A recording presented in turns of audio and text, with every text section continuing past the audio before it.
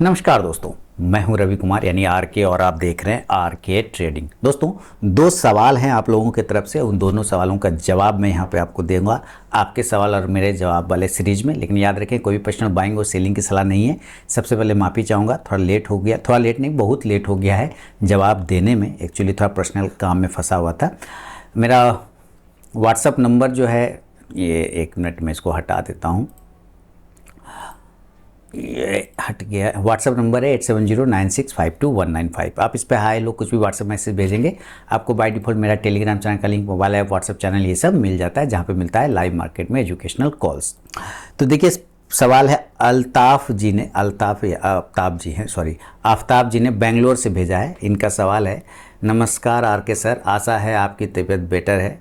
Sir, मैंने RVNL के 2,500 quantity 2500 quantity 242 यानी 242 के प्राइस पर खरीद रखा है शॉर्ट टर्म के लिए।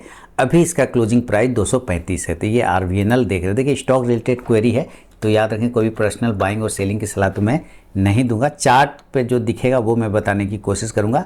आप अपने वित्तीय सलाहकार से फाइनेंस सलाह मशवरा ज़रूर करें कोई भी डिसीजन लेने से पहले, क्योंकि आपके लाभ और नुकसान की जिम्मेदारी मेरे या मेरे चैनल की बिल्कुल भी नहीं होगी। तो 235 की क्लोजिंग है, 242 पर लिया हुआ इन्होंने 2500 क्वान्टिटी। अभी क्या होगा देखिए, अभी इसमें थोड़ा सा लिख रहा है आपका क्या व्यू रहेगा, और दूसरा कृपया इस पोजीशन के लिए टारगेट और स्टॉप लॉस बताएं, धन्यवाद। तो सबसे पहले तो देखिए, अभी इसका जो सेंटिमेंट है, जो स्ट्रक्चर है, वो थोड़ा निगेटिव है। ठीक है, ये है व्यू, सेंटिमेंट स्ट्रक्चर इसका निगेटिव है, जान लीजिए। ठीक है, वो अब निगेटिव वो इसलिए, देखिए अभी अब इसने क्या एकदम पूरा कंप्लीट फॉल किया है, ऊपर से बहुत अच्छे तरीके से फॉल किया। जब मार्केट फॉल कर रहा था ये भी फॉल किया, 350 से लेके आ गया 220, 100 पॉइंट का करेक्शन कर गया। ठीक है, एक तो ये समझ। अब देखिए, इसके लिए दिक्कत कहाँ पर है? दिक्कत है ये वाला जो एरिया देख रहे हैं, मार्च 2026 का जो एरिया है, ये बहुत क्रूशल एरिया है। ठीक है, क्योंकि इसके पास में ही ये बॉटम बनाया था। जब उसके पहले ये फॉल कर रहा था तो ये बॉटम बनाने को कोशिश किया और वहाँ से एक रिकवरी दिखाया। तो ये एक अच्छा सपोर्ट है। कितना का भाव आ रहा है? 250 के आसपास का आ रहा है। ठीक है, तो अभी आपका स्टॉक तो 250 के नीचे है, तो ये जो सपोर्ट है अभी बाय डिफॉल्ट रेजिस्टेंस में कन्वर्ट हो गया है। ठीक है, क्योंकि ये सपोर्ट ऊपर गया लेके गया, लेकिन अब चूंकि हम उस सपोर्ट के नीचे हैं तो वो तो रेजिस्टेंस में कन्वर्ट हो गया। तो इसलिए मैंने कहा स्ट्रक्चर वीक है, स्ट्रक्चर इसका खराब है अभी फिलहाल। तो जब तक वापस ये 250 के ऊपर नहीं चला आए तब तक ये पॉजिटिव नहीं होगा।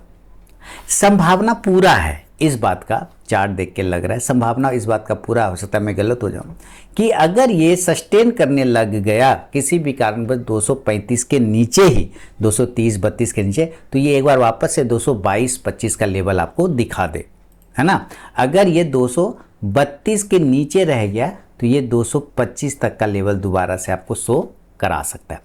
अगर इसको पॉजिटिव होना है शॉर्ट टर्म में तो इसको ब्रेक करना पड़ेगा 250 के ऊपर। तो मेरा जो व्यू बनेगा 250 के ऊपर बनेगा विथ रीजन क्या है टेक्निकल, कि ये एरिया पहले सपोर्ट होता था, इस सपोर्ट को टूट कर ये नीचे आया है, और जब इसको ब्रेक करने ऊपर जाता है तो सस्टेन नहीं कर पाता है, क्योंकि ये सपोर्ट अब यहाँ पे रेजिस्टेंस बन चुका है, इसलिए ये वापस फॉल करा देता है। तो जब तक ये 250 के ऊपर सस्टेन नहीं कर जाए तब तक मामला नहीं जमेगा। तो मेरे लिए जो होगा, जो स्टॉप लॉस आ रहा है वो आ रहा है 225 रुपये का, थोड़ा नीचे 222 भी कर सकते हैं, ये स्टॉप लॉस है। टारगेट इस वक्त तभी बनेगा जब ये 250 के ऊपर निकले तब। तो पहला टारगेट तो 250 ही होगा।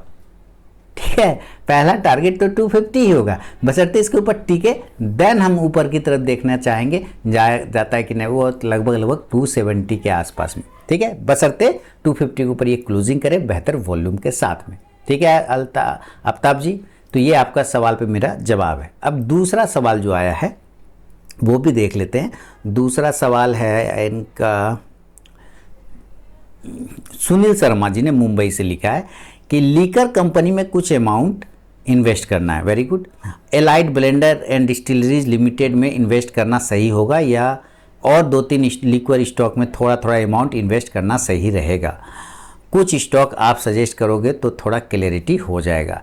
ये लीकर स्टॉक दारू वाली कंपनी में लगाना चाहते हैं और ABDL एलाइड ब्लेंडर में ज़्यादा ये ढूंढ रहे हैं मौका कि क्या इसमें सही रहेगा या ये दूसरा ये भी पूछ रहे कि आप ही बता दो, तो और थोड़ा क्लियरिटी हो जाएगा। तो सबसे पहले इसका ध्यान से सुनिएगा इस पर बात।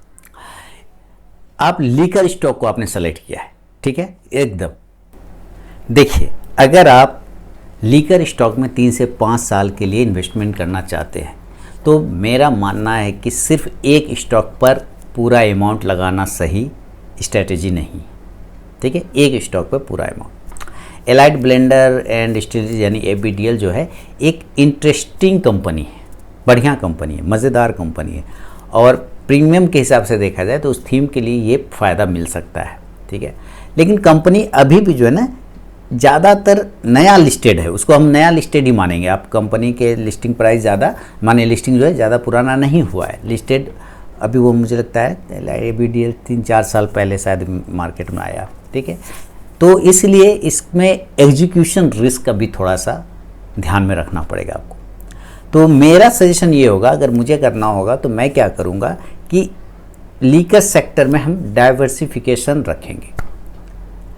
एक बैलेंस पोर्टफोलियो अगर आपको बनाना है लीकर स्टॉक में तो कुछ इस तरह से हो सकता है। उसके मेन स्टॉक्स को पकड़िए, उसके लीडर स्टॉक को पकड़िए, उसके मोमेंटम स्टॉक्स को पकड़िए। जैसे यूनाइटेड स्पिरिट ये सेक्टर लीडर है, ये लीकर सेक्टर का समझिए HDFC है एक तरह का, दूसरे सेक्टर का ये रिलायंस है एक तरह का, लीकर सेक्टर का ये रिलायंस है एक तरह का, तो लीडर है, ठीक है। कौन? United beverages, strong premium brand है इसको। रेडिको खैतान प्रीमियम सेगमेंट में जो है स्ट्रॉन्ग, इसको बहुत अच्छा है और एक्सपेंडिंग मार्जिन भी इसका बहुत बढ़िया है।